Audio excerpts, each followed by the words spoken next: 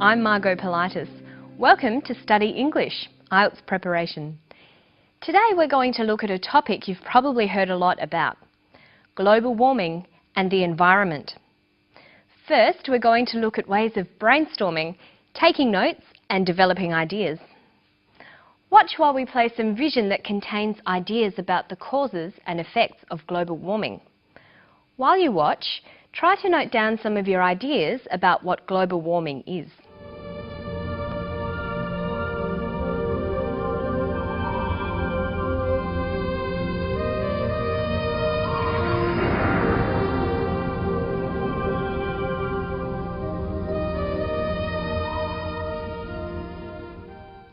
Okay, so you saw some ideas and perhaps took some notes during that clip.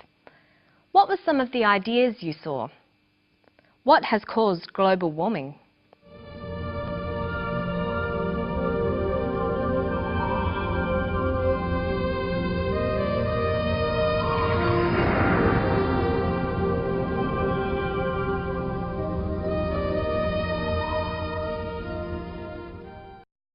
We saw gases in the air, cars, factory waste, and people cutting trees down.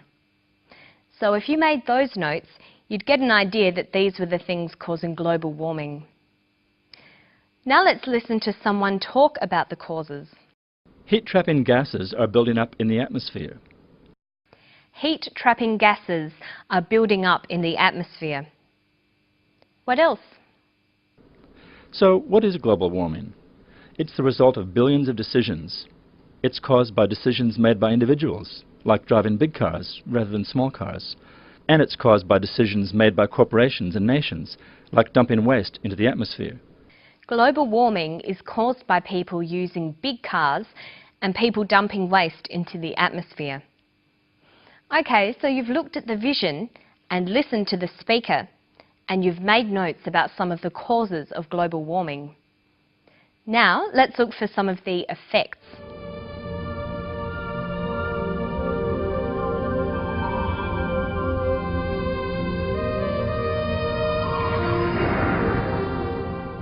So after watching that, you might be thinking that global warming is having an effect on weather patterns and on nature. Listen to the speaker. Nature is already responding to global warming. There have been changes in global weather patterns. Trees are flowering earlier, birds are laying eggs earlier, butterflies are moving up hills. So there have been weather changes and changes to the ways trees, birds and butterflies behave. So we have a list of causes and a list of effects. You might have identified those things from a text you've read or from listening to someone speak. This is how you can take notes. Once you've got your notes, you need to be able to link those causes and effects in sentences. Let's look at a couple of different ways. The first and most basic way is just making a sequence of statements. This can sometimes be a powerful way of making a connection between things. Listen. Heat-trapping gases are building up in the atmosphere. Trees are flowering earlier, birds are laying eggs earlier, and butterflies are moving up hills. From the sequence of information, we realise that birds are laying their eggs earlier because gases are making the earth warmer. So a simple list of statements can show a cause and effect relationship.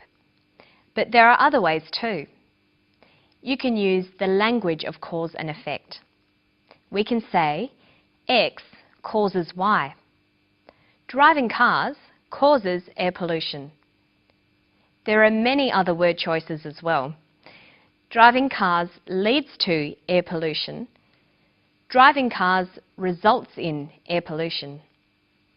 Notice you can also turn the sentence around. Air pollution is caused by driving cars. Air pollution is the result of driving cars. Air pollution is due to driving cars. Listen to an example here. There have been changes in global weather patterns. Trees are flowering earlier, birds are laying eggs earlier, butterflies are moving up hills. So what is global warming? It's the result of billions of decisions. He's talking about global warming. Global warming is the result of billions of decisions.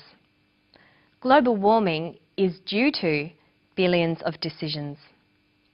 And remember, we can turn the sentence around and change the phrase. Billions of decisions cause global warming. Billions of decisions result in global warming. Billions of decisions lead to global warming. When you're writing about causes and effects, make sure you use a variety of these kinds of phrases. There are many to choose from, and you should make lists of cause and effect language and the kinds of vocabulary you can use to describe cause and effect relationships. Now listen to another clip. Trees are flowering earlier. Birds are laying eggs earlier. Butterflies are moving up hills. So what is global warming? It's the result of billions of decisions. When you're writing up your notes using cause and effect language, you'll need to be able to follow or track the subject of the text. Let's look at that now. What is global warming? It is the result of billions of decisions. The word "it" here is called a referent. We use referents to identify and track subjects through a conversation or a piece of writing.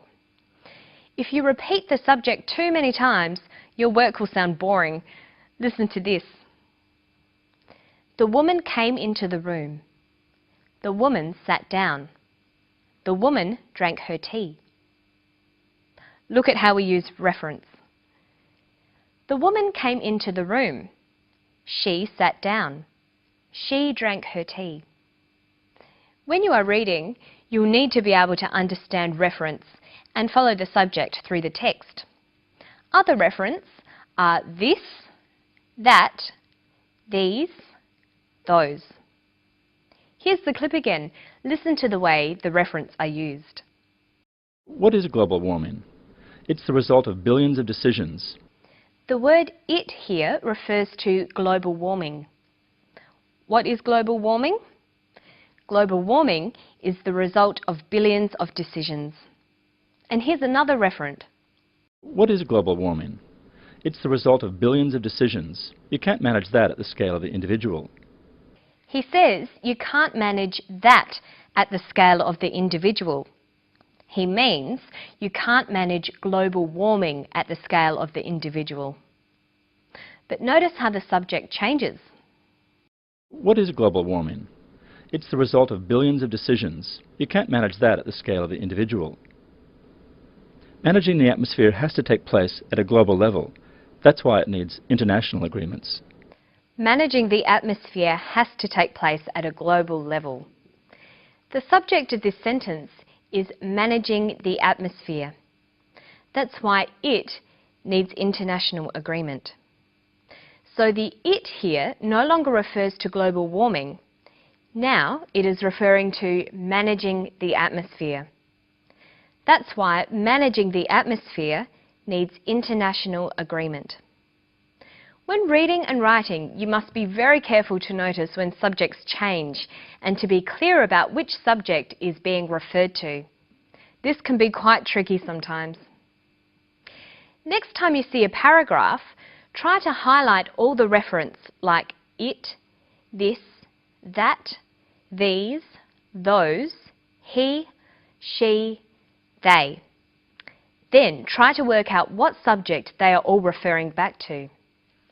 It's a great exercise and it will help your reading, writing and speaking skills. And that's all for today. Hope you keep enjoying your English studies and study English. I'll see you next time.